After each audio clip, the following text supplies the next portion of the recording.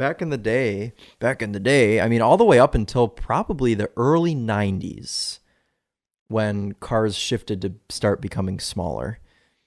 Cadillac and Lincoln were like very luxurious car companies, and their cars were very expensive and nice.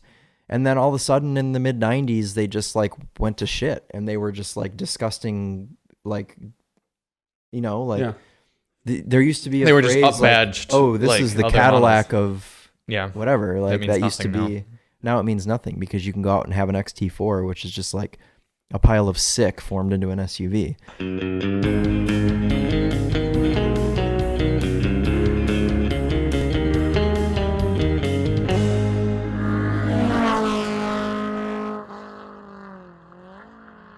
Tell the viewers about your snack. These are crunchy curls. Trader Joe's. They're very hard to get. Yeah, they're from Trader Joe's. So You like those things that are hard to get, don't you? Those are like yeah, so usually when I find these, I buy like 6 bags. it's like a supreme drop of chips. Yeah. Or what's that brand that you're trying to get the shoes of right now? Hith. Hith. Emily said they sold out in less than a minute. But I wasn't trying to get them anyways, so.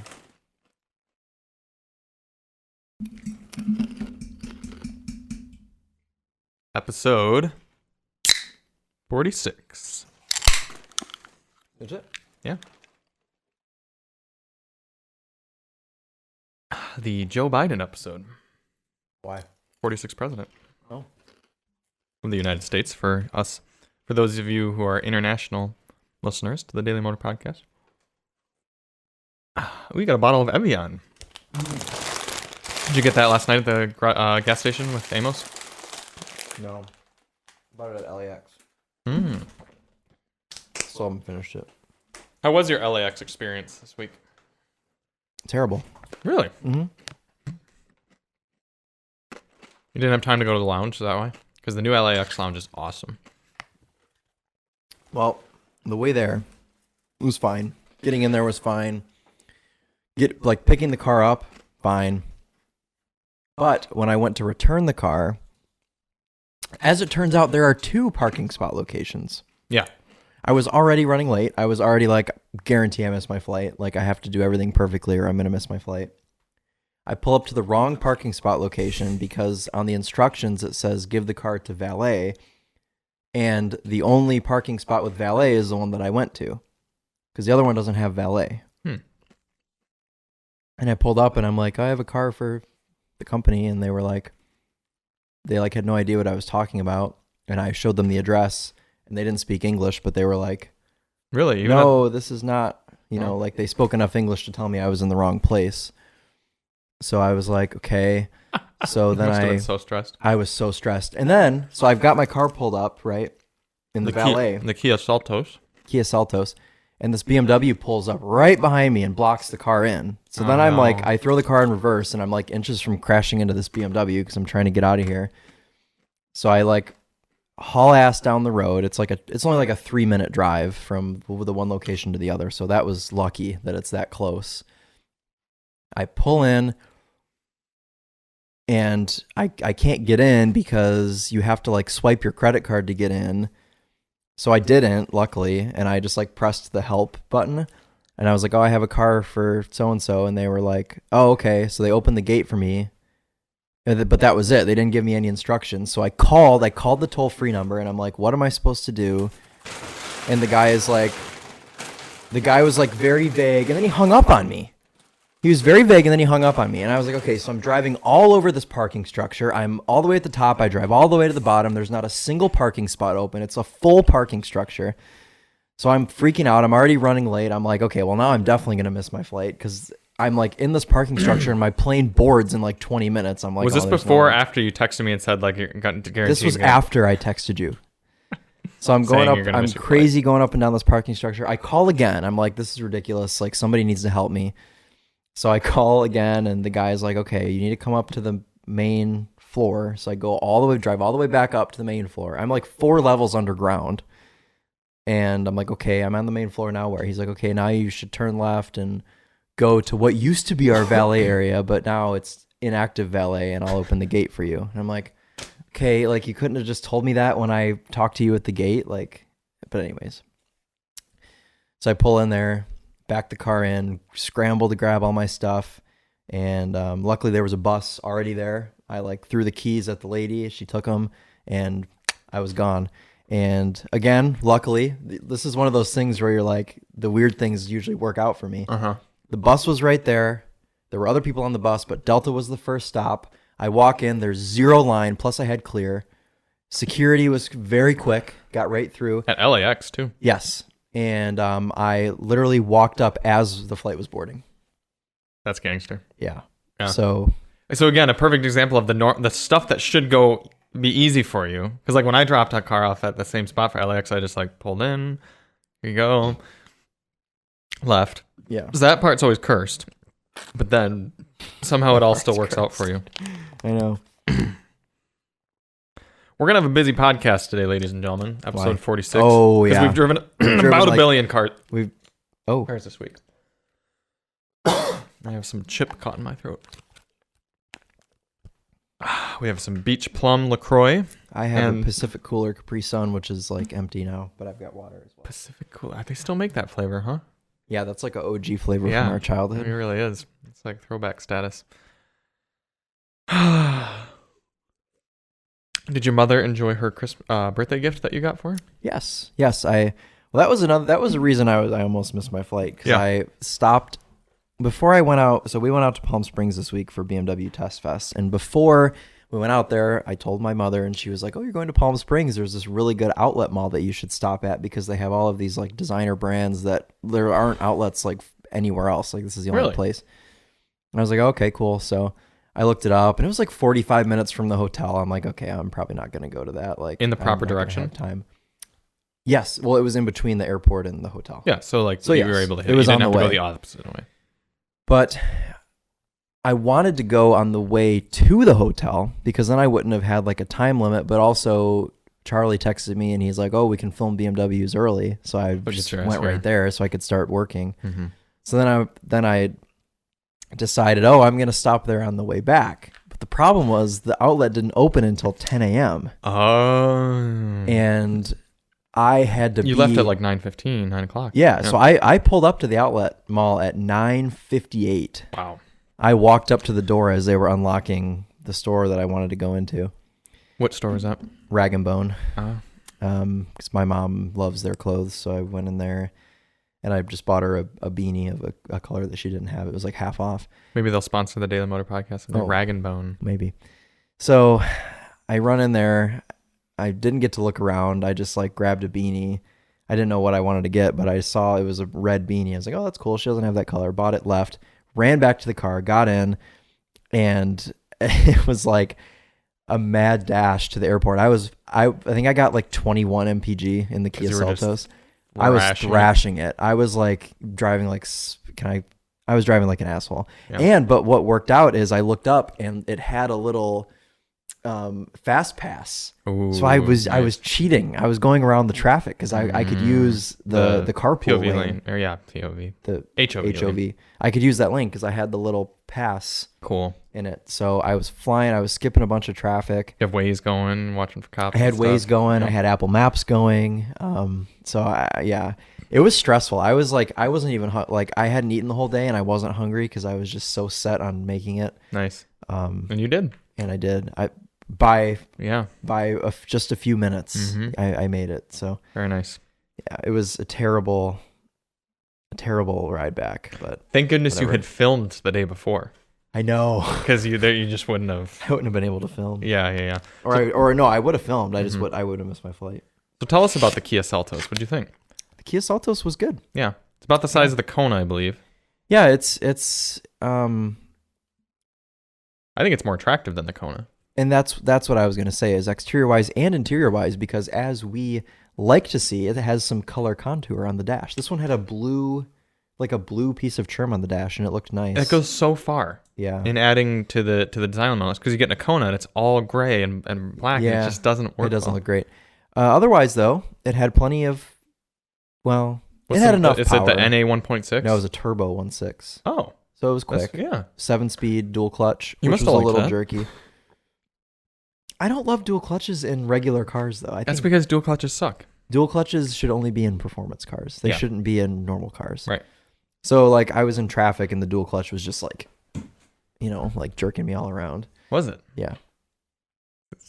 Can't imagine how it was a bad trip.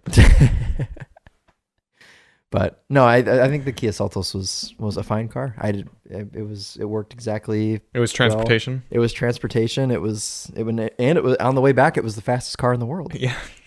It was passing everything. There was nothing was passing me. Well, I mean, you're rocking a turbocharged motor and a dual clutch transmission. You practically had a 911. I know. Yeah. I know. The engine was just in the wrong place. Right. How was the sound system? Probably like a C. It was a not unbranded. It was just a regular. Yeah. It didn't have a Harman Kardon or anything. Maybe it was more like a D. It wasn't that great. Yeah. Okay. C minus. Yeah, about the venues ish, or maybe a little better than the venue. A little better than the venue. Yeah. Cool. All right. Well, that's the Kia Seltos, everyone. This has been episode 46. No. Yeah, you'll see a review on it. I shot just a little solo review on it. Solo Seltos.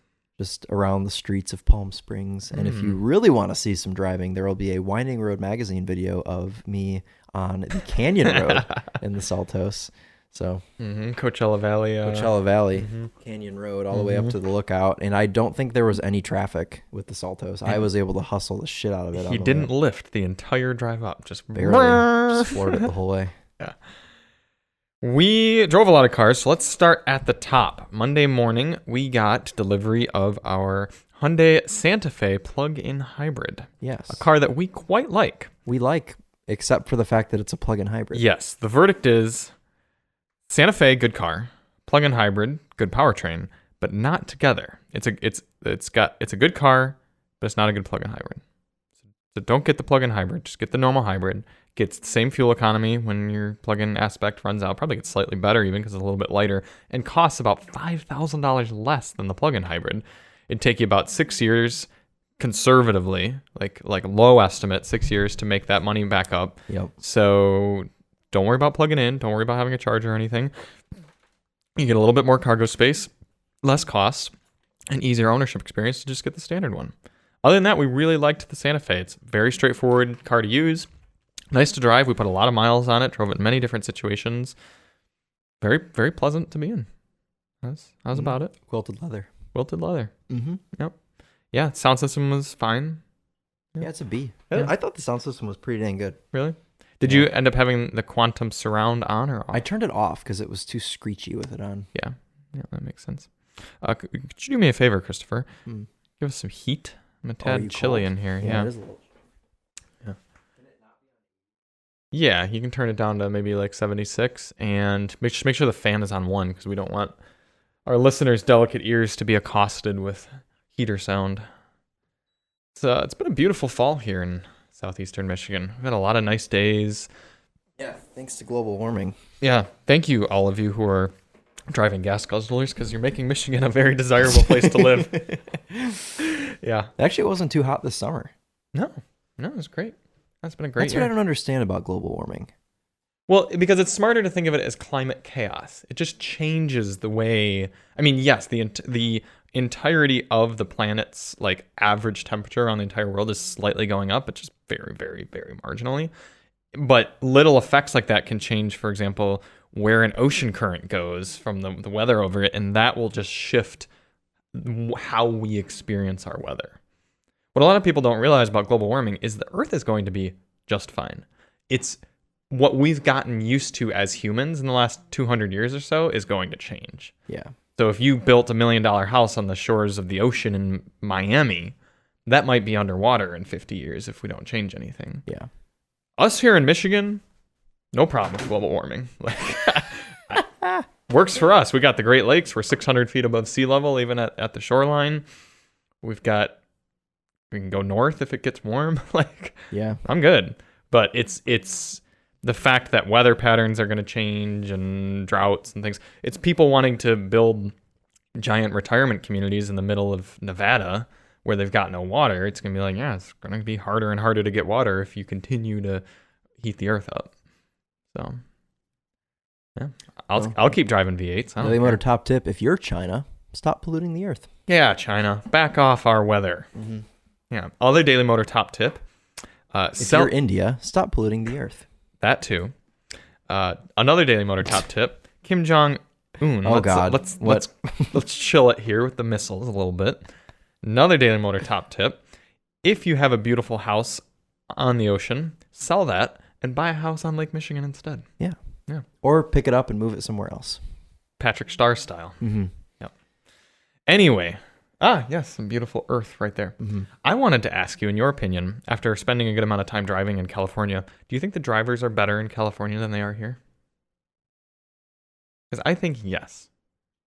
Yeah, they drive slower. Slower, but also more assertively. You don't get the kind of just like, I'm just going to chill out in the left lane because I don't care about anything. Everyone was moving out of my way for the most part. The only time when it was tough is when it's 3 lanes in California.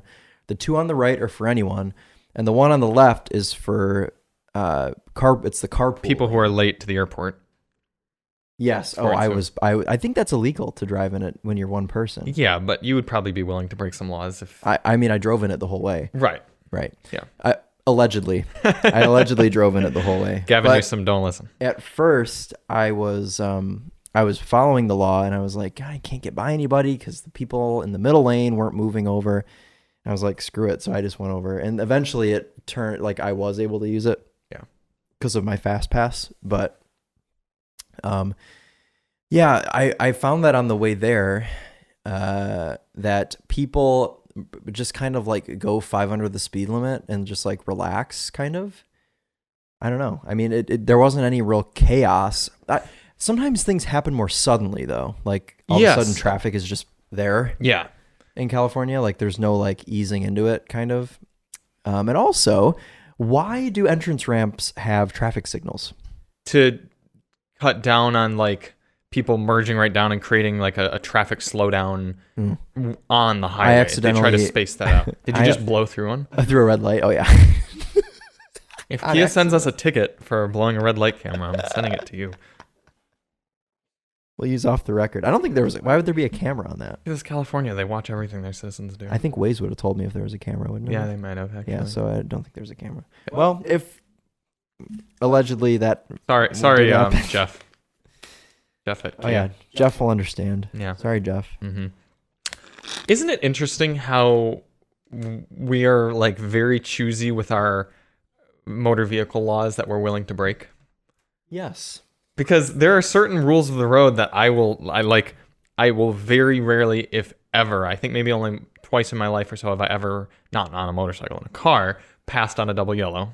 I almost very strictly follow that. The other one that came to mind first is in our town here north of Ann Arbor, there's a two-lane section of highway, but there's sort of this third flex lane that you can use at certain hours of the day. But other than that, you're not supposed to use it. But it's entirely an honor system. It just says like, no, don't use this lane. And I'll just like be like, yeah, I'm not gonna use that lane. Like everyone just kind of sticks to it. But yet, I'll speed like a madman. Yeah. Everywhere. You break that law all the time. You usually don't need that lane. You can usually weave around people without. But think of it, like it's probably a lower fine to use that lane than it is to do speeding that we often do. Yeah. And it's probably safer to use that lane than to do speeding. I don't think I break a lot of traffic laws unless I'm in California, late for a flight. But when I'm in Michigan, I don't really think I break any laws. Is it just speeding that we break? Speeding, yeah. Yeah, you're right. But I don't speed like crazy. Yeah. I'm not that fast of a driver. You drive like 79 on the highway. Yeah, but that's not speeding. That's what I'm saying. That you're literally breaking the law by like 10% the speed limit. Yeah. But yet you feel that's entirely justified. It is. 80 is speeding. 79 is not speeding. I'm just pointing out the irony that like someone could probably scientifically prove that like you speeding by 10% is more dangerous than like doing other law thing breaking in cars. Probably, but we don't break those laws. We don't. But it's simply the speeding law. Yeah. I don't know. If I were president, unlimited speed limits. Yeah. Yeah.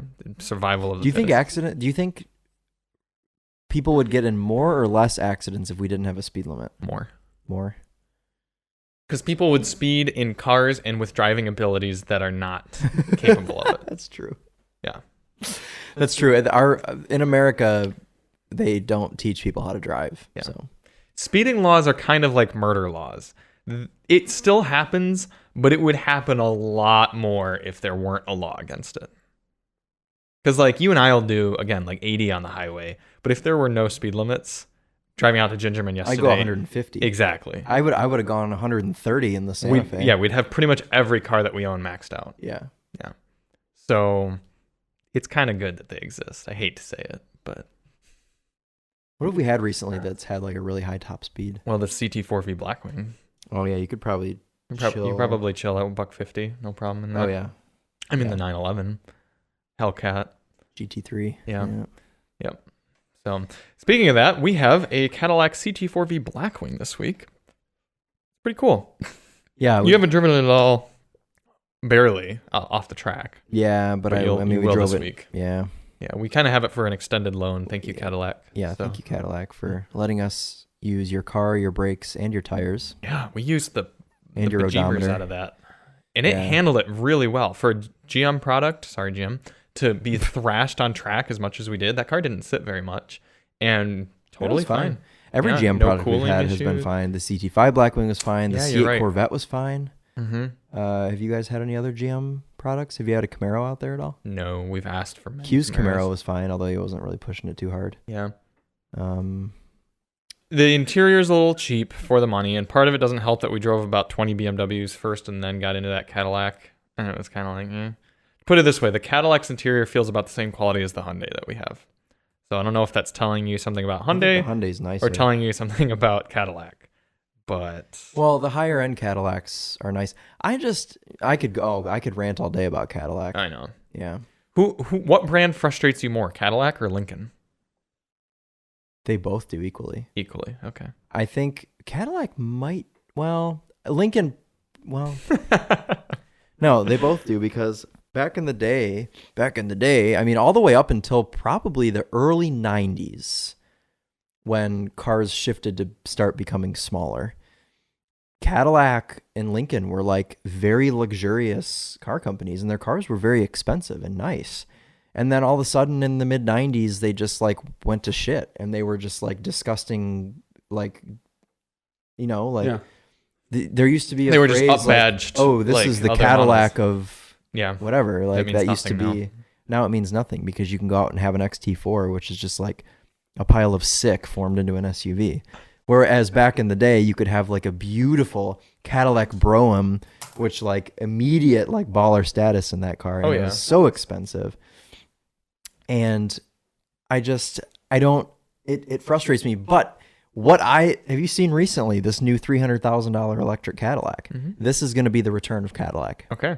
It's going to be because they've already blown their chance with internal combustion engine luxury cars. Yeah. They can never come back to doing that. So now that this new EV market is existing, they can kind of pioneer this whole like luxury, super expensive, high-end sedans, right, for EVs. So I think that they're trying to do that. They've realized that they have ruined their reputation, and now they're gonna, what's it called, the Celestiq? Yeah, I think so. Yeah, it's beautiful. Yeah, it is. It's like this big, huge thing, and it's cool. It's $300,000. Fine, charge $300,000 for it, but it better be a proper Cadillac. Yeah, then it's fine. You can charge $300,000, but I want to see it be. It needs to be mind blowing for the price. I want to see it be Rolls-Royce level. It has to be. Yeah. Because we just drove the BMW 7 Series, which is probably the coolest and best non-Rolls-Royce like wow car right now. Yeah. And that's only 130, 40 grand depending on the powertrain. It starts at 113.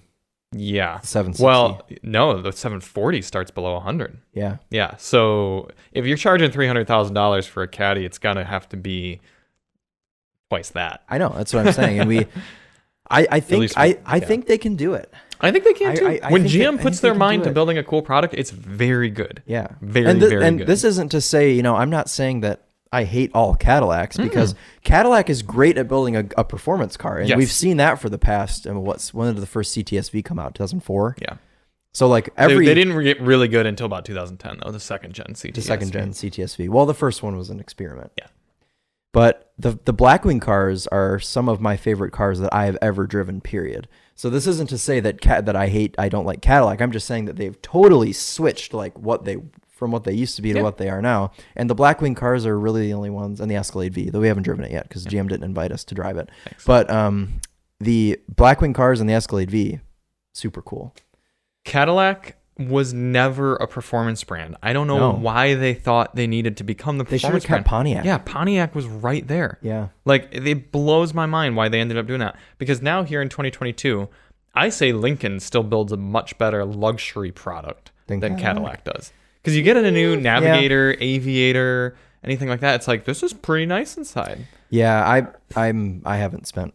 But you get an XT6 Cadillac and you want to blow your brains out. Seriously. I mean, it's a big... Better write that timestamp down, Charlie. Pile of sick, just like you said about the XT4. It really is. It's a huge disappointment. Yeah. But you get a Lincoln Aviator that was built from the ground up to be a Lincoln, and you're like, oh, wow. Does that not share a platform with Explorer? It might share a platform, but like it doesn't share a body and just a badge share. Like they used to. And the XT6 is like, you're like, I'm pretty sure I'm driving a Traverse. Yeah. Yeah. So Lincoln, I think, could do even better to come out with a $200,000 like wow mobile. And they should. And they should do. Yeah. The Navigator's nice. It is very nice. Wouldn't you rather have a Navigator than an Escalade? Yeah, I think so. I haven't spent much time in the Escalade, so I don't know. I did quite like the Navigator. The steering on the Navigator is that's important, okay? Steering's huge. Steering is huge. It's literally the input you do most often in a car. And it's most important to me when I'm in a big, luxurious vehicle. Mercedes does a great job with steering, even on the EQS. I thought the steering was really good, but also just the regular S-Class, and then the steering on the Rolls-Royce Ghost, the steering on the Cullinan, the steering on the BMW 7 Series. It all has this, like, I don't even know how to put it. It's like a luxurious feel, but it's quick. Yeah. It makes driving the big luxurious car less stressful because you can maneuver it more easily. Yes. And a lot of cars are starting to adopt rear-wheel steering, like all the Mercedes, the BMWs, and the Rolls-Royces. Volvos have very nice light steering. Volvos have great steering. Yeah, the S90. Well, every Volvo has really good light steering. But my Escape Hybrid 2008, pretty light steering. Nothing really gets close to that. I know. But that's what I liked most about the Navigator. Lincoln, for me, I just always feel like they try too hard. Yeah, they try too hard and then don't execute super well. They try too hard to differentiate themselves from Ford, whereas I don't think they should feel as ashamed as they are. No. Rather than trying to differentiate themselves from Ford, they should be differentiating themselves from the other luxury brands. Yeah. Like I don't care. Shouldn't you be aiming for yourself? I know. Like I don't care. Everybody knows that it's a Ford. Like you don't have to try and hide it. To be fair, not everybody does. Because I was just having this conversation with Alyssa the other day. She still doesn't remember that like Ford is, if she really thought about it, she could probably piece it together, but it's not natural to her to be like Ford is Lincoln, Cadillac is GM, this is that, Acura is this, blah, blah, Chrysler blah, blah. is Chrysler. Yeah. So I think you and I take that for granted. I do think more the general public is like Lincoln's Lincoln. Like what the heck? Yeah, just for me, it's just all of the weird like things with the Navigator, like the constantly like floating pixels and shit weird on the cluster, and like all of the noises it makes. Yeah, quit wasting time with that and screwing around with the Detroit Symphony Orchestra and just make a nice driving car. Yeah. That like really feels luxurious. What does it for me is that the trim levels on the Navigator have nothing to do with the actual like luxury and quality of the car. It's to get like sky miles and better rental cars when you travel. I know.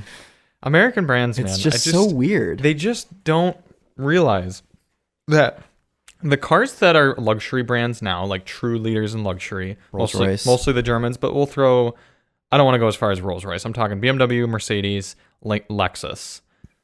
They all got there, and they'll throw Porsche in there too. They all got there by building genuinely excellent cars to be in and drive, and then their reputation begins to precede them. And people just think Mercedes, great car. BMW, great driving car. Porsche, luxury car. Porsche never set out to be a luxury brand. No. They built the best driver's car. And then you walk up to a car guy and go, hey, what's the best car? And you go, Porsche. Now, they don't realize, a normie doesn't realize that we're telling them that Porsche is the best car because it's the most satisfying to drive.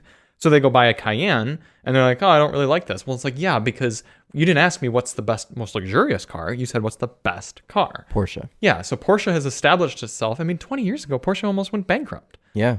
because they weren't building the best cars. They were building shitty 944s and not building things like Boxsters and Caymans and 911s. Well, the Boxster saved Porsche. Literally did. Yeah.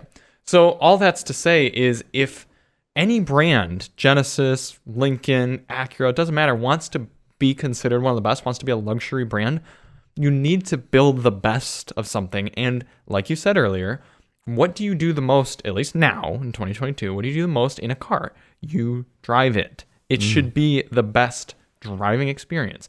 Now, that doesn't mean it has to be the most engaging road feel or anything. It just needs to be things that when you interact with your car all the time, it needs to always be satisfying. Yeah. For a while there with Mercedes, it wasn't necessarily that it was the best to drive. It was the fact that every time you closed the door, it felt like you were locking into a bank vault.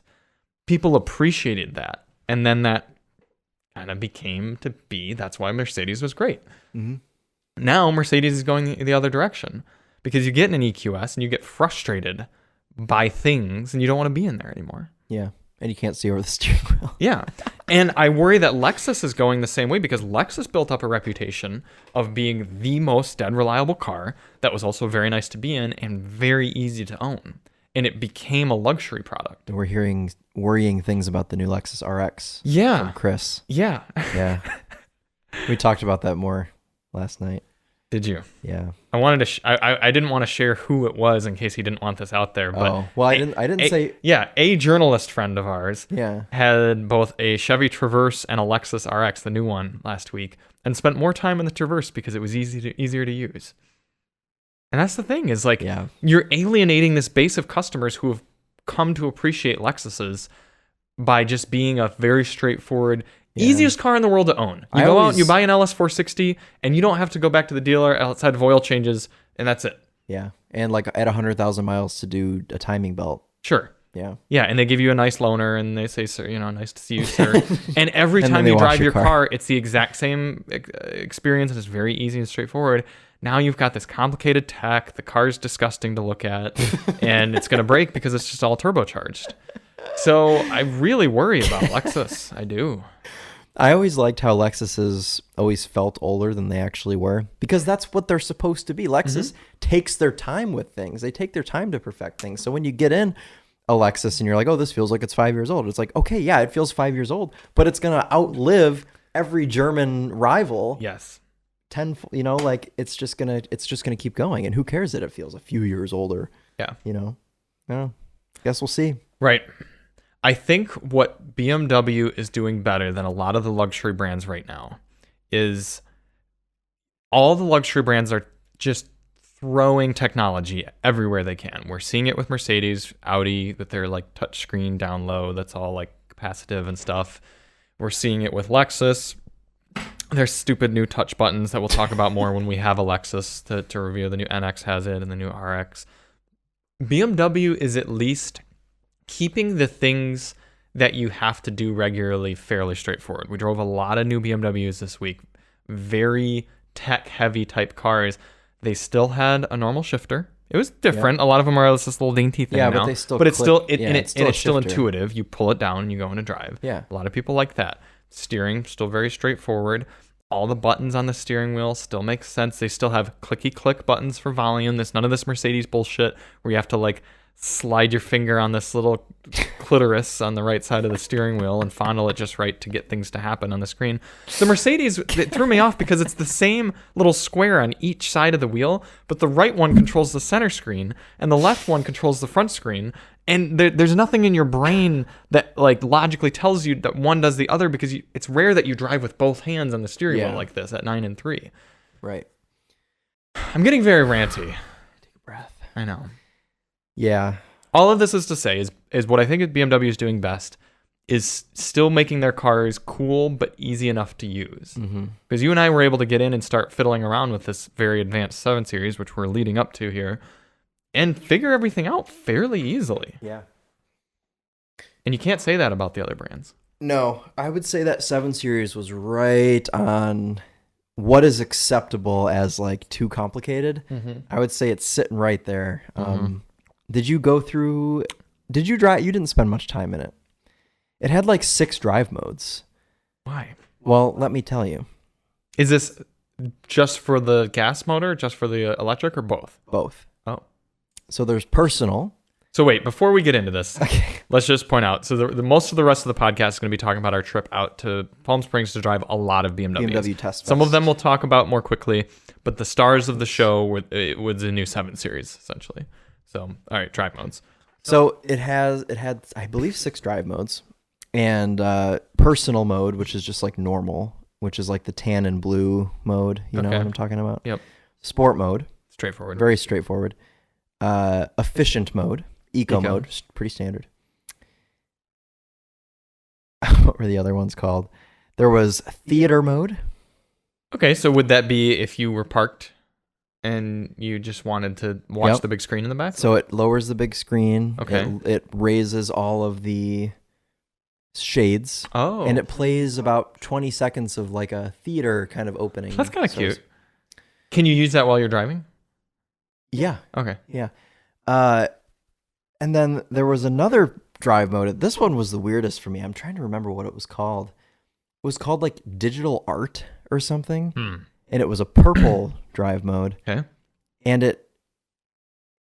what bothered me the most is that like I'm trying to go through these drive modes and they're changing so many things. It sets the climate control, So and it's like a car mode, not even a drive mode. Yeah, I mean, it sets the climate control. It opens the moonroof. It's like doing all these things with all these elements inside the car, and it was like overwhelming to me because I'm trying to set up the car to film, and I'm like, oh, before I film, let me go through and see what all the drive modes do, and it's like changing everything, and then I don't know how to put stuff back, and it was a little bit overwhelming. So yeah, it's got 3 drive modes, and then it's got 3 experience modes. I'm forgetting what the other one was called, but I couldn't work out what it even did that changed anything. And you can customize them and stuff, but it's stuff like that where it's just like it's a little bit much. I don't know, but otherwise, the new 7 Series is awesome to drive. Yeah, it's so good. Like I went out in the 760i, which unfortunately the 760 is no longer a V12. It's a turbo V8, but it's the S68. So it's the M engine because, as we know, M motors start with S. So this is an M V8. It's got like 560 horsepower or 530 horsepower, 560 foot-pounds of torque, something like that. So it's plenty quick. ZF 8-speed with 200 newton meters of electric assist, mild hybrid, 48 volt. And it's just a really smooth, nice, enjoyable, satisfying experience. We were out on, like Charlie said, Coachella Valley Canyon Road, and this 760i hustled. It's got 2-way air suspension, rear wheel steering. You can put it in sport mode, and it just livens everything up. Like the exhaust opens up, and it like farts and barks, and it's just such an entertaining experience. And then you can put it back into efficient mode, and you can't even hear this turbocharged V8. Wow, it quiets right down. So like, it was such an impressive experience. I also quite like the way it looks. I don't love the face. The headlights and the grille are a little bit iffy for me, but the proportions of the car overall, very nice. I think they're similar proportion wise to the E38, which is my favorite 7 Series ever made, as we know. And we should point out that ugly is better than boring. Yeah. And while I think it is objectively ugly in the front, I actually like it too. Yeah. I like the way that the car looks. It's a big ass car. It's huge. It's a big car. It's stately. It's like at least, I think it's 2 inches wider, 3 inches taller, and 6 inches longer than the last 7 Series. It's huge. If you pulled up to some sort of club and you pulled next to an S-Class that was valeted out front and you were in this new 7 Series, all the normies would not even look twice at the Mercedes. No. The Mercedes is going to look so boring. Especially if you have the $12,000 optional 2-tone black paint. Now, it sounds like a lot. But if you consider, that's only say if it were a $40,000 car, that's like a $5,000 option. So still steep, but it looks really cool. Yeah, I want to see if I have the Monroney on here. Or, excuse me, sorry, if I have the window sticker saved on here. Yeah, no, it's a really cool 2-tone. I think they did a really good job with it. I'm going to fill in some of my impressions while Chris is looking up. Oh, I've got it. Is there something you're trying to point out? Because you were correct that it's $12,000. Yeah, Aventure in red though, which is the bottom color, is a cost. There's no cost to that option. So the only if you want to get the 2-tone red and black, it's $12,000. Yeah. But anyways, go ahead with your impressions. Yeah, I was remarkably impressed both I haven't driven the gas motor. I only drove the i7, so let's get into that. The really cool thing that BMW did is, unlike Mercedes that has the S-Class and then made an entirely different model called the EQS that's kind of supposed to be the S-Class of their electric lineup, but it doesn't feel nearly as large or as nice as the S-Class. Excuse me. The i7 is just that. It is an electric version of the 7 Series. Yep. Virtually the exact same car. All the features, all of the suspension tuning. I mean, it's like... It looks exactly the same. Yeah. It looks exactly the same. And it drives really well also. Very comfortable, very chuckable. Just a really cool car. But it just happens to be all electric, and you get 300 miles of range. And it does that 300 miles of range on less battery than the Mercedes. So it's actually a more efficient car than the Mercedes. Yeah. And I just liked being in that car. I liked the sound system. I liked the technology. Steering wheel's quite nice. Steering wheel's very nice. It comes with cashmere interior. Cashmere and wool mix. Cashmere and wool mix. Well, isn't cashmere just a luxurious wool? Yeah. Yeah. What other car can you get with cashmere? I'll tell you, none. Yeah. The BMW just wanted to do that to stand out and be unique, and that's really, obviously you can get leather, like that's a no-brainer. Yeah. But you can get a cashmere interior. Cashmere. Let me see how much extra the cashmere is. Yeah, it's probably a few grand. It's such a cool car, both inside and out, and then it's got this giant 34-inch 8K resolution screen in the back. Is that a standard feature for the new 7 Series? Is what? The screen? No, that's $7 grand. $7 grand. Okay. Yeah, it's the rear executive lounge seating package, which comes with rear reclining seat and footrest, executive rear console, and BMW theater screen. It's a 7250 option. I'm trying to find where the cashmere. Probably a worth it option if you're going to spend time in the rear of this car. But it's such a large screen, and yet did you find it? I didn't get a chance to play around with it in the back, but did you find it fairly straightforward to use back there, or was the it screen? Yeah. Yeah, you can use it in a number of ways. So the actual screen itself, it's a 31-inch. Oh, is it only 31? Okay. 31-inch 8K resolution screen. 31 inch is pretty big. 31 inches is very big for a car, and 8K is a very high resolution for a screen that size, because typically even 65, 75-inch television screens are only 4K at this point. So it's very 8K high is resolution. Remarkable. You can also make the screen go all the way across. Like whatever you're watching, you can make it wide. It's a touchscreen. Is it really? It is. Wow. So you're reaching up and tapping things. Yes, That's cool. But you don't have to use it as a touchscreen. Okay. You have a remote, which I couldn't find the remote. They probably took them out. Sure. But there's an option you can use. No a remote Jaguar owners walked away with it. Yeah, or somebody stole it.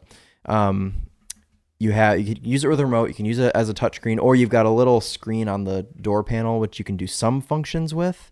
It's like the size of a phone, and it sits right on the door panel, and you can control the screen. Like you can lower it, raise and lower it, or you can raise it and get it out of your way from the big screen. Like you can do it up there.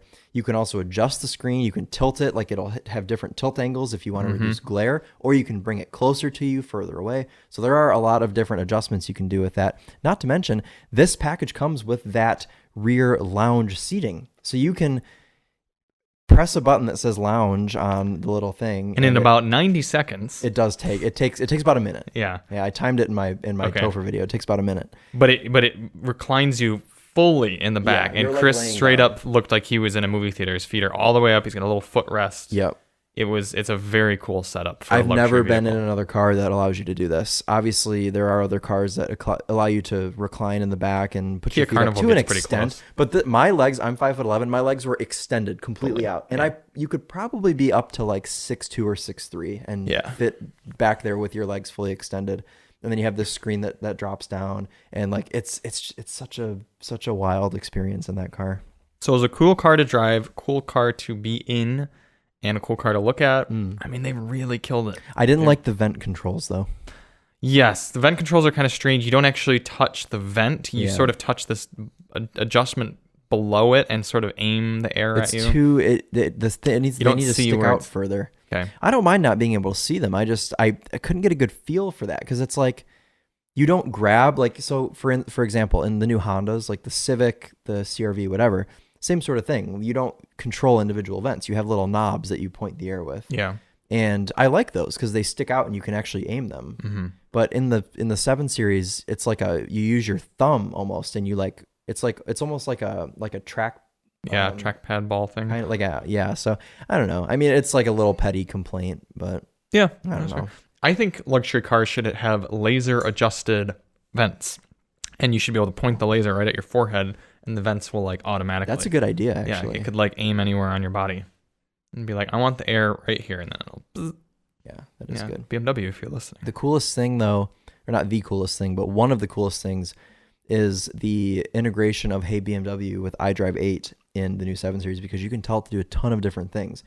And you can be pretty casual with it. You can say, hey, BMW, roll my window down a little bit, and it'll go, and it'll crack it about an inch. That's cool. And you can say, hey, BMW, open all 4 doors, and it'll open all 4 doors simultaneously. Yeah, we forgot to mention this. The new BMW, and I can't believe more cars don't have this, has power opening and closing doors. Yep.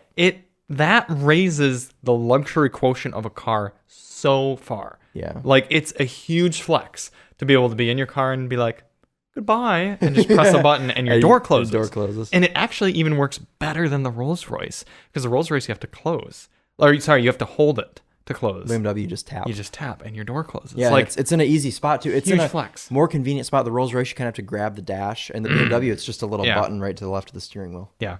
I mean, that is so cool. Because we've always thought like, oh, it's not a real luxury car if it doesn't have soft closing doors. Well, how about entirely power doors? Yeah. So, you know, those certainly won't be broken when you try to buy one off Copart in 15 years. Yeah. I am so scared to see what this car is going to be like. They're going to be like $3,000 in 10 years because no one's going to want them. Yeah. But as of right now, they're excellent, and we had a ton of fun. I think it's one of the coolest cars of 2022. It may be the coolest car I've driven this year. Yeah. Yep. Yeah. So it absolutely better than the EQS. Oh yeah. Back to back, probably better. Maybe not in every way better than the new S Class, but very definitely cooler than the new S Class. And even being equal with the S580 is huge, because the S580 is fabulous. Great car. Love the S580. I think I'd rather own the new 7 Series, because I'd rather be seen in the new 7 Series because it's just dope. Whereas the S Class, I'd probably rather spend time in. You know what the S Class does have going for it? What? Column shifter. And ambient lighting. And the ambient lighting. Although the ambient lighting is awesome in the new 7 Series too, because there's this huge color bar right now. I know, but... And you didn't get to drive it at night. I like the more... So you can't That's true, I can't. That's perfectly compare. True. Okay, scratch that. I love Mercedes ambient lighting, and I like the more traditional style of ambient lighting in the Mercedes. How do you need to get us an S8 so we can what compare? The heck? Yeah. We're going to buzz through some of the other cars that we just drove quickly and briefly. X7, the new X7. It's facelifted. Yeah. There's not much else different. Well, I mean, but the X7 in general is great. Yeah, it has iDrive 8. It's got the new shifter. Yeah. The one we drove was individual Verde Hermes, which is a Lamborghini color. Yeah. Very pretty. Yeah. I also drove a blue one, and it was... Did you? Blue. The frozen blue one? I think it was. The matte blue? Yeah. That's also individual. Was there a shiny blue one, too? Oh, probably. I think there was a matte. I think it was frozen Portimao, like our i4. Yeah. But actually, you know what? No, I don't think that was individual, because Jay told me that the only individual car at the event was that, the purple besides the 50th anniversary M3s, which are all individual. Oh. The only like actual special order individual car was that X7 that we drove in Verde Hermes. Okay. Beautiful shade of green. Yeah. Oh my God. I was green like cars obsessed. are good cars. Yeah. Yeah. Yeah. Have you ever owned a green car? What color is your probe? Probe was red. I don't think I've ever owned a green car. Everything I own is red all the time. The M Roadster is my first blue car. Really? Yeah, I only ever own red cars. Red, silver, and white and black. And no, actually not. Well, black. Yeah, the S Class is black. Man, first blue car. Yeah, the only like color I've ever owned is red, I think. How many cars have I had? Yeah, my Miata was red. My Cobalt SS is red. I've got all my cars on VinWiki. Except I don't think I've put the M Roadster on VinWiki yet. That's a shame. Maybe I should. I've never been on VinWiki. Maybe I should put all my cars. I like VinWiki because it's nice. It like allows me to keep track. Like if anyone's ever like, what's the best car you've ever owned? And I'm like, oh, let me go to VinWiki so I can like look through them all. What is the best car you've ever owned? My Your Porsche. Lexus. Oh, my Porsche. Yeah. Well, the Lexus is great too. Yeah. So my Cobalt red, Probe red. I had my Lexus is white. My old 7 Series was beige. My Miata was red. My E90 was gray. Cayman S red. GS300 silver. I had a 1990 Celica that was red. E46 silver. ML55 silver. For the 420 SEL is gray, black, whatever you want to call it. And yeah, the M Roadster is the first car I've had that's a color that isn't red. Well, I don't know why I'm so drawn to red cars. They go faster. I guess so. What else do I own? Everything. Yeah. Yeah. I think that was it. Yeah. I guess I've had one beige car if you count that. Interesting. That 7 Series. Yeah. Speaking of 7 Series, that car was great. Yeah. No, a new X7 is good. Yeah. And we drove the new LCI 3 Series. M340i. Yeah, it's fine. The interior's still fairly. I think different. it's worse. You think it's worse because of iDrive 8? Yep. And no real shifter? Yep. Okay. Because you can't shift it. When I'm in an M340i, I want to be able to shift it with my hand, and you can't do that anymore. He likes the handy action. I don't like when LCIs and facelifts take away things. That's the way of the future. Yeah, I mean, it still has paddle shifters, so you can shift with the paddles, but yeah. Did you play with that boost function at all on the? Yeah, and I'm upset because I actually forgot to talk about it in my 7 Series review. That's live now on the Topher channel if you want to go watch it. What does it do? Is it overboost or is it the mild hybrid system? No, like Porsche's Sport Response? Yeah. It's like that. Oh. Yeah. Okay. The left side paddle you can press. You can hold it, and it like. A lot of the new cars, a lot of the new BMWs had the X1 had it. They all had it. Yeah, the X1 had it. Mm-hmm. It could be something also with the mild hybrid. All I know is that it reacts very similarly to Porsche's Sport Response, which is just like a little button you put, and it immediately Kona ends Engrin shift. Engrin shift, yeah, it's just like that. It's like it gives you everything. Like the way I see it is, if you are in a situation where you need to pass and you need to do it quick, you hold boost and. Yeah, I think that's clever. I think that's fun. Yeah. M340i, fast. Fine, drove fast. Well, no surprises. Looks cool. It was very red. It was. I drove a very blue one, but yeah. No, you drove a red one. I drove two. Oh, you're right. No, sorry. I drove the red M340i. I drove a blue 330e. 330e. Mm-hmm. I didn't know you drove that. I only did it. I didn't even know that was there. Yeah, it's parked way in the back. You're probably the only person that drove it. Yeah. I used it to film the first part of the sound system test. Oh, okay. Yep. What color? What was that red color? Why am I? Wow, I'm gonna be upset at myself now. I'm forgetting. Chris is a color name enthusiast. I was talking to Jay. Oh, poor Jay. I was like sitting with Jay, one of our BMW guys at dinner, just talking about individual colors, and I think he likes that too. I think he's so like he a probably BMW wasn't nerd. he wasn't too annoyed with me, but I felt kind of bad because I was just like, oh, this color, this color, this color, and I'm like showing different colors, and just because like that's one of the things that makes BMWs kind of stand out for me, is that you are able to do that. Yeah. Individual, and I would love to own an individual car one day. Yeah, no one cares about like Mercedes colors. No, can you do individual on Mercedes? I know Audi will let you. Yeah. It's called Audi exclusive. Mm-hmm. And Porsche paint to sample. Yeah. Volkswagen also, they did for the Golf. Golf. They did the Golf R to a bunch of really cool colors. Yeah. They were all $2,000, but it was worth it. Mm-hmm. Yeah. Then we also drove what else did we drive? Oh, the X1. The new X1's pretty cool. Yeah, it's like a fun little. I think they've got it just right for the market. Yes. I think it's like fun and hip, and it's kind of just aimed at like Gen Z and millennial. It's slightly larger than the outgoing model because every new car is slightly larger than its outgoing model. Yeah. And same powertrains. When do you think that'll end? Like, when will cars stop getting big? They don't stop getting bigger. They just reintroduce a new lower model. Oh, true. So there'll have to be an X.5. That's right, because it's X1, XO, X0. X0. Hugs and kisses. Honestly, yeah. Anyway, sorry, I didn't mean to interrupt you. No, that's fine. Good, but they all do that. Like CRV. We're forgetting two very important cars that we drove. Well, I was probably getting to them, but I mean, let's get through all our BMWs and Minis. We have already. Minis? We didn't drive any Minis. I did. I drove a JCW manual. You did? Yeah. Remember on the way down the hill? Well, after the You didn't tell me you drove that. You swapped with up at the top? Kyle. Yeah.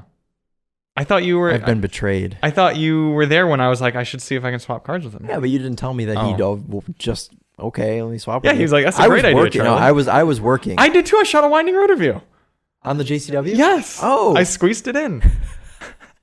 It was a green and I was in the I7. Red and brown JCW two-door manual.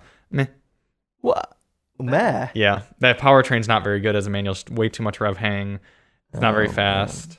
The automatic is great in that car, so that's kind of probably what... You also can't see out of it because the mirror is so far forward that when you're looking down the mountain hill to the right, you just don't see anything. No, it wasn't stressy. It was just like, don't get me wrong. I like minis. They're unique. They're fun. They're different. But they're just getting so old compared to everything else. You get out of these BMWs that feel like you're driving the future. Yeah. And you get in a mini and it's not even that it feels old. I don't mind. Kind of like you were saying about Lexus. I don't mind if a car feels a little dated, but it's like bad. Like it's just needs to be changed. Yeah. Just because there are elements of the way that you have to like arc your arm over the center console to shift it and the parking brake and it's just like it just doesn't feel like an extension of your body. It doesn't feel intuitive. So I was like, this is just a kind of a meh. You gonna talk about the especially in the days where the manual transmission cars that do still exist on the market are excellent.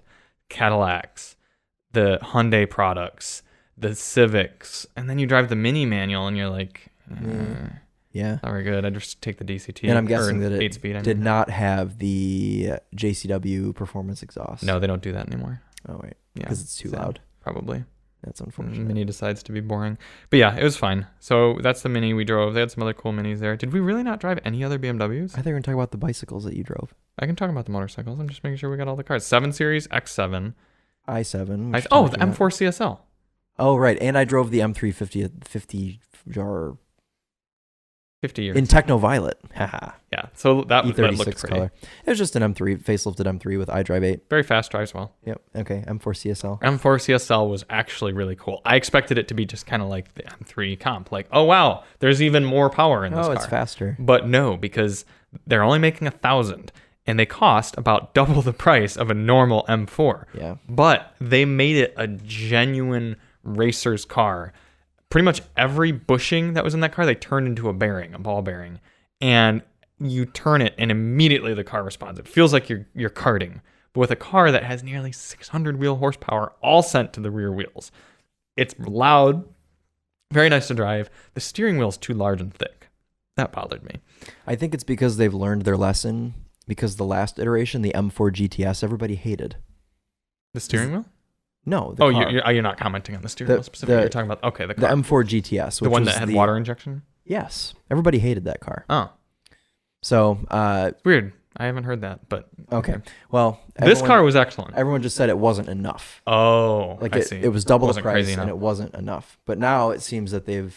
This one seems to be enough. Yeah. One thing that was also a disappointment, the base seats are fixed position carbon fiber buckets. I think it slides back and forth, but that's it. No recline or anything. Can you get different seats in it? Yes, you can get, I think, the seats that we've had before in the M4 comp that are less carbony. Okay. Yeah. Those are still pretty intense, though. Yeah, and add a little bit of weight. I would get the crazy hardcore one. Yeah, you just have to, you get it fit to your driving position, it's fine, but I was kind of hunched over, and so in order to shoot POV, I had to kind of have my head awkwardly back. It was very strange. But it was very cool to drive. My biggest qualm with it is it's a limited production, expensive BMW race car, essentially. Most of these are just going to be bought up by douchebag car collectors who just... And parked. Yeah. And it's a shame because BMW engineers genuinely got to have a lot of fun and passion designing this car. I'm going to say 70 to 80% of those are just going to be parked. Yeah. And when they do get sold, they're going to cost even more than they were new. So even if you're a BMW enthusiast 10 years down the road who wants a track rat type vehicle, you can't get it. Yeah. So that's a bit of a shame to me. It's because of scalpers. Yeah, damn scalpers. I think that probably happens less with Cayman GT4 RSs. I think those are probably bought a little bit more. Yeah. The dealers probably do a better job vetting of being like, you're going to really use this car. Probably. Whereas M4, whatever this is, CSLs are just going to go out to whatever, douchebags. Yeah. Yep. So cool car, but you'll never get to drive one. Yeah, and I never will either. No. Yeah. But you can watch our Winding Road review, and it'll feel like you're driving one. Yeah, just make sure you wear headphones. Wear headphones. Okay. Talk about the bicycles first, and then we'll talk about... The bicycles. I drove one of these, kind of. Did you actually? Yeah. What is that? An R9T, I'm pretty sure, because you can tell by the big pistons that stick out of the sides, because it's a flat 2. I drove a BMW R9T motorcycle that was very fun. I drove a BMW K1600 motorcycle that was very relaxing. I drove a BMW CE04, Like the moped, which was an electric scooter that would do about 80 miles per hour, about 60 to 70 miles of range or so. Fast? It was very quick. 0 to 30, very, very, very speedy. The biggest problem with this electric scooter and other electric motorcycles, people are going to get in a lot of trouble with them. And here's why. Because they're going to ride them in skate parks? No, that's just Can-Am Rikers. No, because honestly speaking, if I put you on, say, my V-Strom, for example, or maybe even the Benelli, which is a very easy, approachable bike to ride, you'd start it up. I'd give you the 411 and how to use everything. You'd have a clutch and a shifter, and you'd set off, and you'd go, okay. You'd be feeling the engine rev up. It gets very vibration, and you're like, ooh, I'm kind of going here. All right, I'm going to shift into second. You'd be very kind of like careful, and you're like, all right, I'm paying attention. All this stuff going on. There's a lot of sensation, even if you're going like 40 miles per hour. You're like, whoa, like this is a lot. You get on an electric machine, like if you rode this little scooter, you just goose the throttle. Because that's all you have to do. There's traction control and stability control and everything like that. And all of a sudden you'd be going 80 and you're like, wee, this is fun. But you'd be speeding by a lot. And then when you need to like come slow yourself down, you're still piloting this 400 pound machine and just a pound of flesh on top of it. And then you would either slow down or you wouldn't. You'd hit another car or something like that. So I think people are going to either intentionally or unintentionally get themselves in a lot more trouble with these electric scooters, bicycles, motorcycles, whatever you end up calling it. People act more casual and cavalier on it because it's so quiet. Like I was zipping and zooming through some hospital parking lot while I was driving it, doing like 60 because it gets up to speed just like that. And I didn't feel like a menace. If I were on a big loud motorcycle in that same parking lot, I would be like not revving it out because I don't want to be obnoxious. And like, I'd just be very careful. The scooter, I was just like, fuck you. Yum. So that was cool, but interesting. And then I drove the entire opposite end of the spectrum, the BMW M1000 RR, 205 horsepower, tucked up like a little banshee, and it was incredibly loud, incredibly fast. The fastest vehicle you've ever been on? Probably, yeah. Power to weight wise, and yeah, it's just. Does it have like 200 horsepower? 205. Mm-hmm. And it weighs like 300 pounds. 423. Yeah. Okay. So with me on it, it's about 600 pounds total. And with 200 horsepower. So I think Chris and I did the very rough math, and it would be like having a BMW M3 with 1,000 horsepower. Yeah. But literally being just like straddling it. Yeah. Yeah. So it was pretty cool. It was pretty crazy. I was kind of ready to be done, but it was actually easier to ride in the city and just casually than you'd think. And for those of you who aren't familiar with motorcycle powertrains, typically those big sport bikes are 4 cylinders. And they're naturally aspirated, so they don't make their peak power until like 14,000 RPM. Yeah. Which means if you're only riding at about 6,000 RPM, you're only getting like 70 horsepower. Much, much more manageable. Yeah. So if you like twist the throttle real hard, it's not going to take off on you until it builds up, and then it feels like a missile. It's pretty cool. Yeah. But I would never own one. I really wouldn't. Yeah. Well, at least you got to ride one though. Oh yeah. Super thankful I got to ride one. I'd ride one again, but much like the M4 CSL, it just has no business not being on a track. It really doesn't. Like, you should just be on a track with something like that. Yeah. Yeah. And then Chris and I got to drive Rolls Royces. Yay. You drove your first Rolls-Royce Ghost? Yes. I went out, my first car of the day, my first car officially of the event. Charlie and I walk out to where all the cars are, and everyone's getting in cars and everything, and there's nobody over by the Rolls-Royce Ghost, and I'm like, oh, you must have to like go get on a list or something and ask and like be vetted and whatever. But no, I just walked up to the Ghost, got in, and drove it out of the parking lot. So it was cool. It felt a lot like the Cullinan to me. I mean, pretty much everything in there reminded me pretty much exactly of the Cullinan. Obviously, it sat a little bit lower.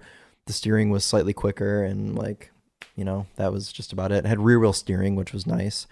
It had some tailored options. It had some purple on the dashboard and on the seats.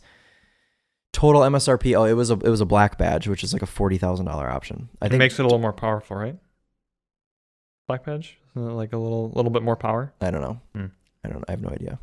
I'm not a Rolls-Royce expert, which is unfortunate because I reviewed it for the Topher channel. So hopefully it's okay. I already told Chris it's a very mediocre review. Fair. But total MSRP on that car was $493,000. I had no idea that Ghosts were that you could make a Ghost $500,000. I thought Ghosts were like $250,000. I had no idea that they were. Yeah, no, it like expensive. starts at that, I think. Yeah. No, it starts over 300. Yeah. Yeah. So I had no idea, but Actually, I think it starts at damn near 400. It's like 390. Maybe for the black badge or something. Really? Only okay. I don't know. At that I would just go ahead and buy Phantom. what Charlie drove, which yes, was... I drove my first Rolls-Royce Phantom, which is really cool. Big shout out to Jerry at Rolls-Royce. Actually, really, it's a shout out to Ken Panton, because he introduced me to Jerry. We chatted a bit at dinner about the sound tests and stuff. Sound tests, and just like Ken was just kind of like, hey, this is someone who knows what they're doing, and thank you, Ken, because the next morning Jerry was like, yeah, when the Phantom comes back in, just tell the person running the keys that Jerry said to let you take it out and go for it, like drive it, shoot your stuff, and then give it to another person. He told me who to like make sure gets it after me. And so you went out by yourself in the Phantom? Yes. Cool. I was totally unescorted. I did. I shot a winding road video steering with my pinky. Shot a sound system review. It was definitely S tier sound system. Very, very good. Such an imposing car. I mean, really, to be honest, like from the feel factor, like from how big it wasn't that different feeling than the Cullinan, just because like the Cullinan is also a very large car and because it's tall and stuff. But the interior was so nice on the Phantoms. I mean, you sat in it as well. It's like walking into a house that was built in 1965 and the carpet is like 2 inches thick. Yeah, you can feel it as your foot rests on the floor. You feel how much it sinks into the carpet. It's not like this. No. Quite the opposite. Quite the opposite. And it drove incredible, dead silent, super floaty. V12. Yep. They describe the acceleration as waftability. I don't know if you heard that, but that's how you... Yeah, I heard Jay talking about that. Yep. Waftability. Mm-hmm. And it really does. I mean, the Rolls-Royce has done such an excellent job at, you get on the accelerator and it just sort of moves off the line. You feel no engagement of anything. You don't feel the disengagement of the brakes. You don't feel the engagement of the acceleration. It's just all of a sudden you're moving. Yeah, very cool. Very great place to be. I can see why people buy them. I mean, it's the ultimate flex. Plus, the thing was beautiful in a very dark green, light gray, and lighter wood interior. I like where the winding road video like tapped on things and stuff. Nice. I'm excited to watch that. Yeah, that was pretty cool. Yeah, we are now Rolls-Royce boys. We've driven the entire current Rolls-Royce lineup, right? I've not driven the Phantom. Between the two of us. Oh, between us, yeah. Have you ever driven a Ghost? No. Oh, wow, okay. Yeah, I definitely thought you had driven a Ghost. Mm-mm. Okay, well, so we've both done Cullinan. Yep. I've done Ghost, you've done Phantom. Because they don't still make the Wraith, right? They don't make the Wraith, but I think they make the Dawn still, don't they? Oh, okay. They still make the Dawn? All right, well. Let's find out. Once Chris and I drive a Dawn, then you'll know this is a legitimate car podcast. And also, they're coming out with a new car called the Spectre. Yes, the Spectre, which at this point, I don't see why Rolls-Royce wouldn't just invite us both out to launch, you know? Yeah, the Spectre launch. Yeah. Got to review that sound system, you know? Yeah. Models. Okay. Spectre, which doesn't exist. Mm-hmm. Phantom. Okay. Phantom Extended, which I think is actually what you drove. Yeah, you drove a Phantom Extended. Yeah. Cullinan. Mm-hmm. Ghost. Yep. Ghost Extended. Okay. And, well, Black Badge is separate. That wasn't a Ghost Extended there. That was just a regular Ghost. Well, or was it a Ghost Extended? No, it was a regular Ghost because the Black Badge. Black Badge is regular? Yeah. Yeah, because it's got to be sporty. Regular.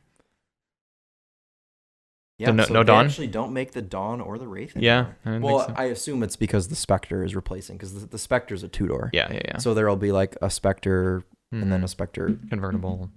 Spectre drop head or drop whatever. head. Yeah, sorry, Rolls-Royce. Not a convertible. Drop head. Yeah. So yeah, we've driven the Rolls-Royce lineup. Mm-hmm. Pretty fancy boys here. Mm-hmm. That's cool. Yeah, great trip, and we're excited to be home so that this week we can drive a Toyota Supra. Hey, 3-liter. 3-liter. Yep. Premium. Mm-hmm. Yeah, fun car. I like the Supra. Yeah, can't drive it with the windows down, but that's okay because it's chilly outside. It's chilly. It's fine. Mm-hmm. You can drive it, just not over like 40 miles per hour or something. Yeah, so what's the point in driving? So what's the point? Yeah. Yep. So that'll be cool. Yeah, I'm excited for the Supra. I've only ever spent time in a 4-cylinder Supra because the last press vehicle that we had, that we shared, which I think we may have still shared that with Chris back then. There was a 4-cylinder Supra. It might have even been in 2020 that we had that car. Mm-hmm. But otherwise, the only time I've spent in a 6-cylinder Supra is my buddy Luke, who used to own a 6-cylinder Supra. He got one of like the first ones He ordered it, got it brand new in 2019, 2020? 19, I think it started coming out. Yeah, so he got one of the first Supras, red, super cool. He immediately did a bunch of crazy shit to it. I drove it while it was stock, and then after he did all this stuff to it, he didn't let anybody that I know of drive it. But so that's the only time I've spent in one. Was I probably drove it for 30, 40 minutes total. Yeah. So I haven't really spent time in one. So I'm excited. Cool. Yeah, I'm excited too. I just always like driving the Supra. It's a fun car to just screw around with.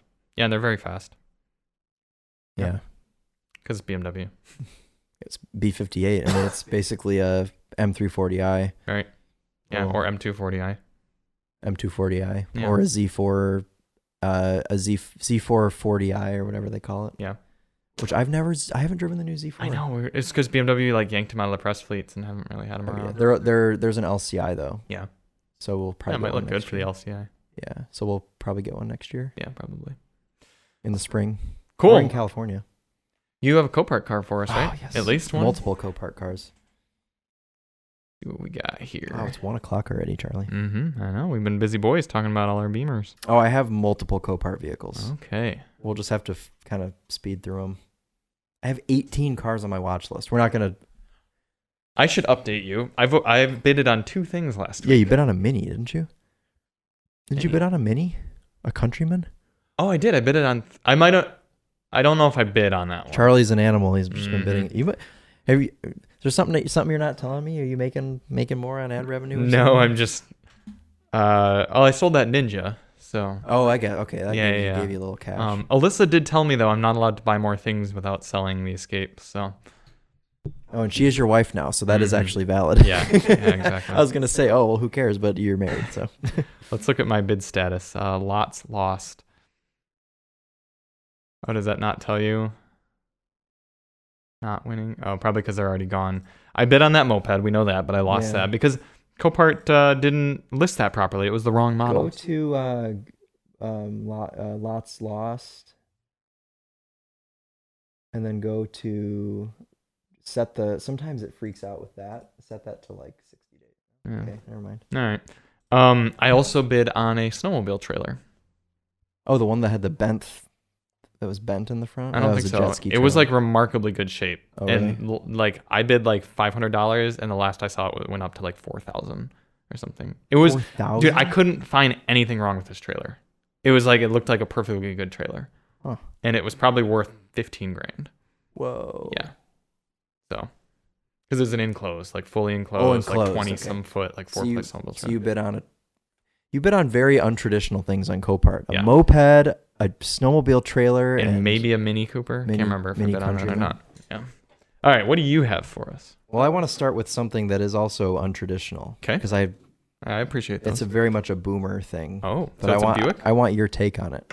It's kind of like a Buick. Okay. Yeah, it is kind of like a Buick. 607 893 42. It is kind of like a Buick. Oh, a 2021 Harley Davidson. That's an abbreviation. I don't know what that means. Yeah. It's a trike though.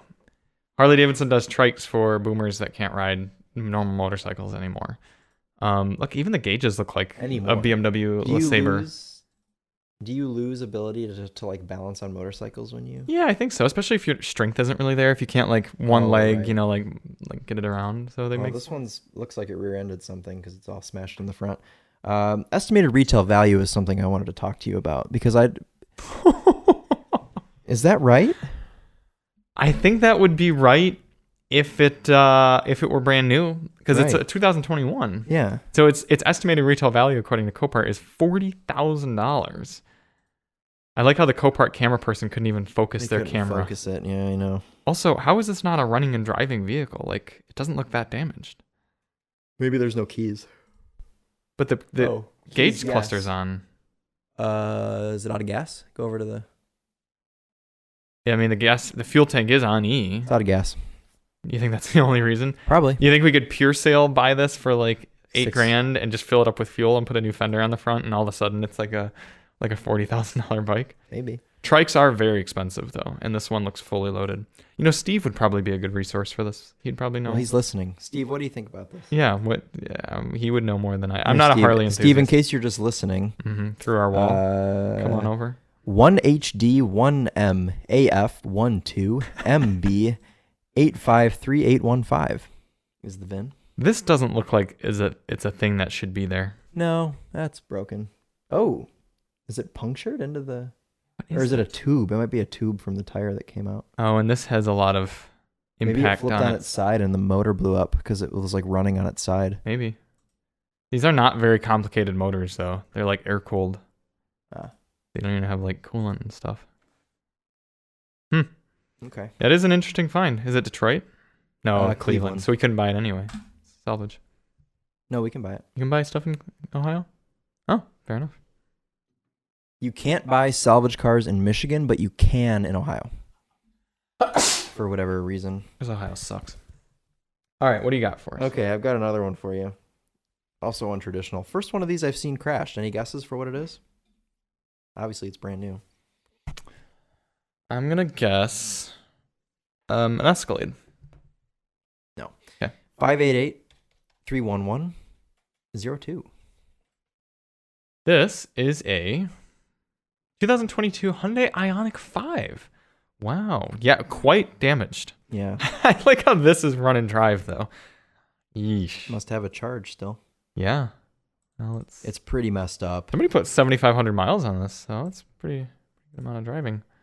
Interior looks quite good. Are these airbags? Oh, yeah. Yeah.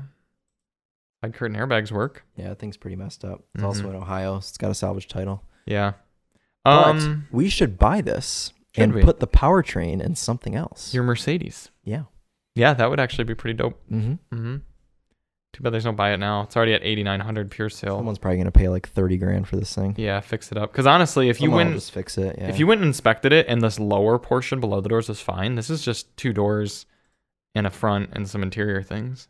So yeah, I'm sure it'll have to go on the frame machine to get that lower part pulled out. Probably. But cool. Okay. No big deal for somebody in Dearborn, I guess. All right. Here's another one that does have a buy it now. Okay. It is in Ohio, so it's got a salvage title, but 603-251-92. Been doing a lot of Ohio.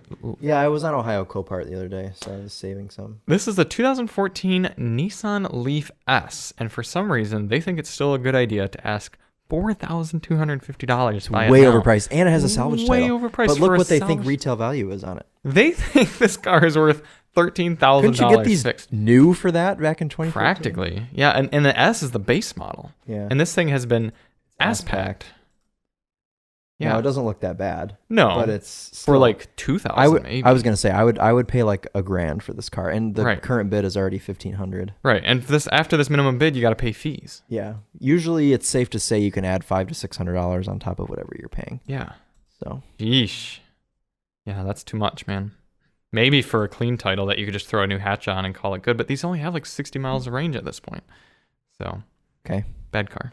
Bad car. All right, here's the one I already showed this one to Charlie. Admittedly. You explained it. You haven't shown it. 621-706-62. This is. I think I might have put in the wrong number. Can you read it to me again? Yep. 621-706-62. Oh, just kidding. It had just been loading. Oh. This is a 2006 Volkswagen New Beetle convertible, option package 2 apparently, and the internet is taking its sweet time to load up. In the meantime, while this loads, I got an email from our buddy Jerry at Rolls-Royce. Oh, are we getting a Rolls-Royce? He said, Chris, Charlie did such a great job filming all these Rolls-Royces. I'd like to give you whatever you'd like. No, it's just an email out to everyone saying, I hope you had a great time at Test Fest, Honor, blah, blah, blah. And a bunch of links to information about the cars with Monroney labels. See? Rolls-Royce calls them Monroneys. I got it too. Oh, look, they have a photo of the Phantom at the bottom. Oh, this looks so good. Also, quick side note before we talk about this Beetle again. Did you see the new Pilot was released? Yes. It looks excellent. It does look pretty good. And it's going to have a Trail Sport and, yeah, new Pilot, good car. Okay, we've got our Beetle up now. This is kind of neat. It's how would you describe this color, Chris? Like a pastel blue. Yeah. It's a convertible, as you said. It is a manual. It's not a diesel, but it's a 5-cylinder. That's kind of cool. So you could make it sound like a Lamborghini. Yeah. Engine start program. Do we have any idea why it's not moving? That means runs but doesn't drive. Yeah. So maybe the transmission's blown, or the clutch might be gone. Also, it is rebuilt salvage title. Yeah, so it's already been totaled once. Why do they want $3,400 for that? I mean, who is pricing these cars? The same people who take the photos. Yeah. No, it's probably the insurance companies that price them, right? Yeah, I don't know. Have you taken a look at the auto check yet? I would literally pay like $400 for this car. It's because you're not a Beetle enthusiast. Yeah, but in order to like make any money, you'd have to pay like $400 for this. Sometimes it's not about making money, Chris. It's about enjoying the vehicle. Woof. It's quite the low auto check score. Yeah, it's like off the charts low. 27. How many accidents? Well, start off. How many owners has it had? 1, 2, 3, 4 owners.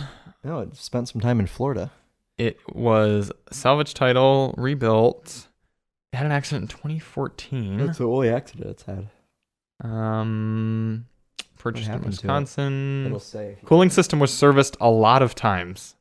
Look at this. Cooling system was serviced like every year. That's confidence inspiring. Yeah.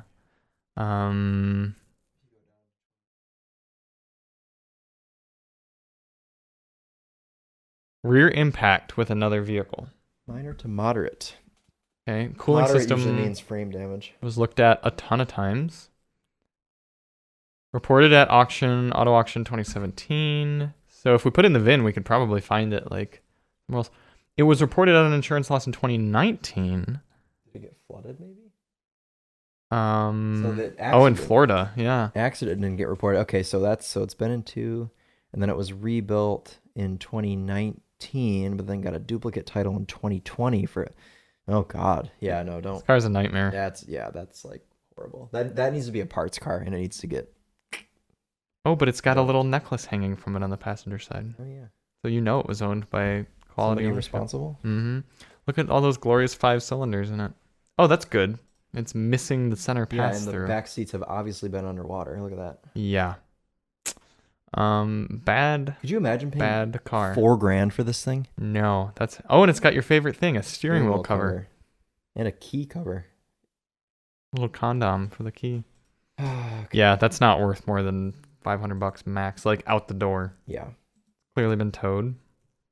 Yeah. Bad car. Would you like to look at something cool now that we've gone through all of the Charlie cars? No. I'm kidding. I'm kidding. Yeah. 652 741 42. This is a 2006 Mercedes-Benz E55 AMG. That is cool. Oh, and it's a run and drive. Quite good. Wow. This is nice. Ooh, quite the ass packing though. Yeah, but the powertrain out of this, it's a supercharged 5.5 liter V8. That is very cool. So you could take the motor and trans out of this and put it in something, and it'd be awesome. Like your ML55. Mm-hmm. Or my S-Class. Mm-hmm. That'd be pretty cool. God, these are such great looking cars. I love this generation of W2 class. Something. Is it 201? No. Okay. 133,000. Look at that big supercharger on top there. Mm-hmm. Yeah. This is a proper. And then it's of course a signed engine too. They came out with the 63 after this, and actually they had the 63 at the same time, didn't they? 2006, I think they had the 63. I don't know, because maybe. I mean, it would have just made more power, I guess, right? Yeah. Well, no, the 63 would have been the naturally aspirated 6.2 liter back then, right? I think they would have been supercharged. Let's see. I don't know that they did a 63 all the way back in 06. I think it was just the 55. 2006 Mercedes AMG E63. Didn't they do the wagon back then and everything too? Yeah, I think it was later on though. Right here. 2006 E63 AMG. W211, that's what it was. Okay. What is this motor? Oh, sales started in 06 as a 07 model. Okay. 507 horsepower. Oh yeah, V8. Yeah, naturally aspirated, I'm pretty sure. Not really. Huh. Yeah, that's cool. Let's go back to Copart. You gonna buy one of those then and drop it into?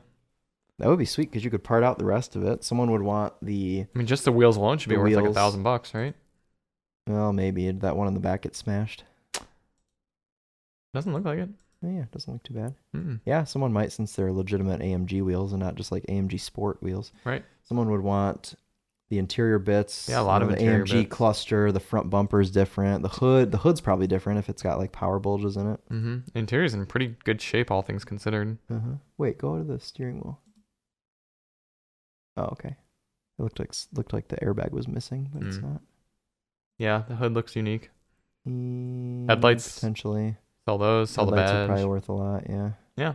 No, it's a cool car. You could reverse AMG this one. Oh no, the powertrain works. I was gonna say you could like drop a E320 motor in it or something like that. Anything else? I think we should end. I think it's been a long podcast. Yeah. Have you found me a Lexus GS yet? Nope. I've been looking though. Okay. I did find a GS, but it was totaled so bad in the front that it was like a 2007. Oh, so it had a V6 instead of the 2JZ. Okay. The 2JZ is what you want. Yep, exactly. Well, thank you all so much for watching the Daily Motor Podcast or listening to the Daily Motor Podcast. We will be back next week to tell you about fewer cars. Thoughts on the Blackwing and thoughts on the Supra. We've got a fun car week. Yeah, it's gonna be great. 2 drivers' cars. 2 drivers' cars. I wonder if the Supra's gonna be on Summers. Probably will be. Hope so. Yeah. If not, then light them up. Yep. Yeah. And we will talk at you and see you on the next one. We are Charlie and Chris with Daily Motor, and as always, BMW on. We haven't had very many fun outros. I was just going to say, and go to Trader Joe's and buy Crunchy Curls. Okay, that's a good one. Yeah.